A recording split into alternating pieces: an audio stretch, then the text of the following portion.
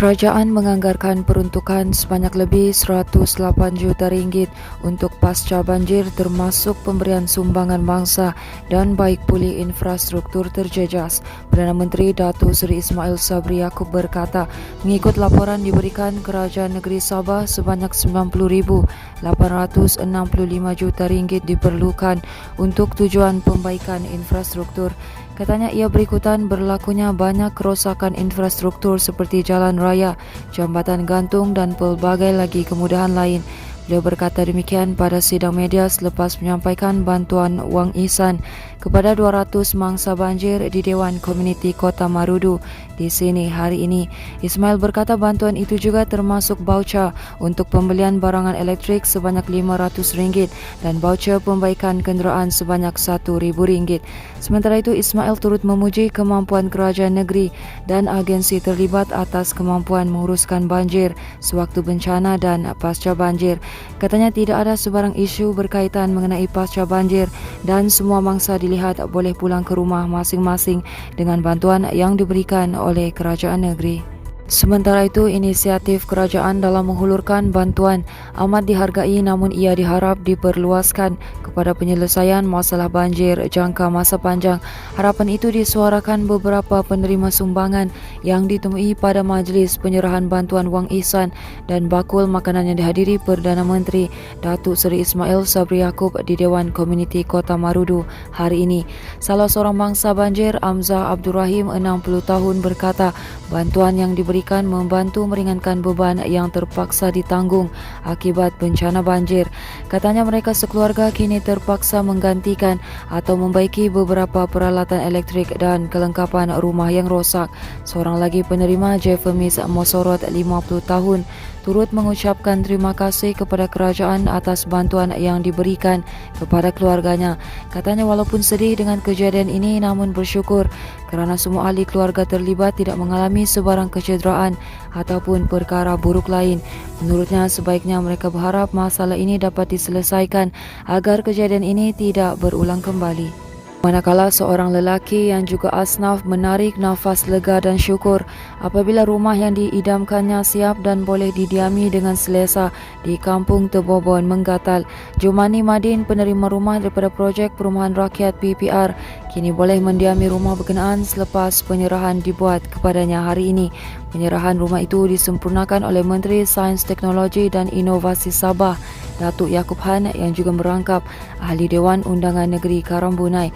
Beliau sebelum itu berharap kerajaan negeri dan persekutuan dapat menambah peruntukan supaya memudahkan rakyat yang kurang berkemampuan mendapatkan rumah.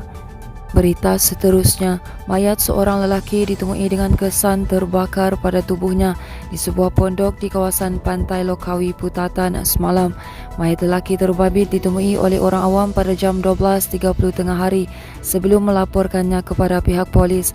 Ketua Polis Daerah Penampang Deputi Superintendent Muhammad Haris Ibrahim berkata, bertindak atas maklumat berkenaan, sepasukan polis dari Balai Polis Putatan bergegas ke lokasi dan mengesahkan terdapat satu mayat dalam keadaan terbakar di pondok kawasan pantai berkenaan.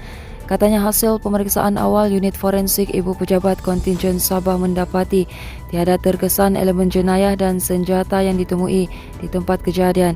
Pemeriksaan di sekitar lokasi menemui cecair yang mengandungi bahan mudah terbakar dan beberapa barangan peribadi termasuk kenderaan milik mangsa. Tambahnya berdasarkan maklumat mangsa berusia 22 tahun dan alamat terakhir di Taman Tanaki, Penampang. Muhammad Haris berkata mayat mangsa sudah dihantar ke Hospital Queen Elizabeth Kota Kinabalu untuk tujuan bedah siasat.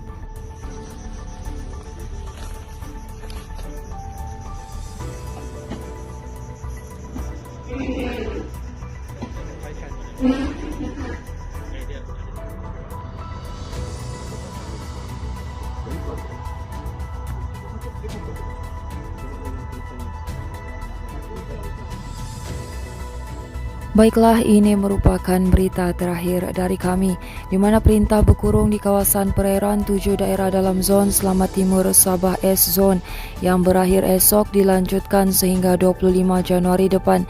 Pesuruhjaya Polis Sabah Datuk Idris Abdullah berkata, perintah berkurung itu meliputi perairan Tawau, Semporna, Kunak, Lahad Datu, Kinabatangan, Sandakan dan Beluran. Katanya orang ramai yang tinggal di kawasan berkenaan dilarang menghampiri atau berada di kawasan diisytihar antara 6 petang hingga 6 pagi. Tambahnya perintah ini diteruskan bagi memastikan kawasan perairan berkenaan tidak diceroboh pengganas yang mengancam keselamatan penyelidik antarabangsa yang menjalankan penyelidikan dan pelancong asing yang melawat Pulau Peranginan. Maklumat juga mendedahkan kumpulan yang menjalankan kegiatan Kidnapping for Ransom KFR dan kumpulan Abu Sayyaf masih cuba menceroboh ke kawasan ini untuk melakukan penculikan dan lain-lain jenayah rentas sempadan. Idris berkata perintah berkurung itu juga bagi menjamin keselamatan dan kesejahteraan rakyat Sabah yang menjadi pengguna perairan dan rakyat berada di kawasan daratan S-Zone. Katanya ia juga akan memudahkan penguatkuasaan dan pemantauan terhadap pergerakan bot serta menimbulkan rasa selamat serta yakin kepada pengusaha chalet dan nelayan dengan kehadiran pasukan keselamatan. Teruskan bersama kami di asoka.com, berita komprehensif.